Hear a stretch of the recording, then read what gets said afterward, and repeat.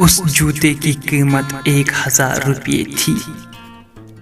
मुझे काफी महंगा लगा, इसलिए छोड़ दिया। मैं कई महीने से बेरोजगार था, जमा पूंजी खत्म होने वाली थी, लेकिन नए जूते जरूरी थे।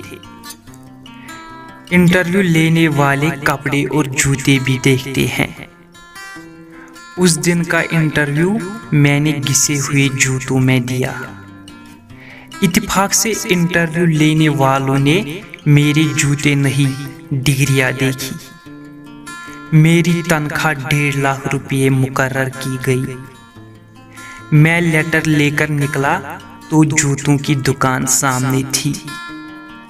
उस जूते की कीमत 1000 रुपये थी।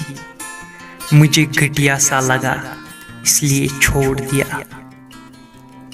इस कहानी से हमें ये फैज़ हासिल होता है कि जब इंसान के पास आमदनी कम होती है तो सस्ती चीज़ें भी उसे महंगी मालूम होती है, और जब आमदनी बढ़ जाती है तो महंगी से महंगी चीज़ें भी उसे सस्ती मालूम होती है।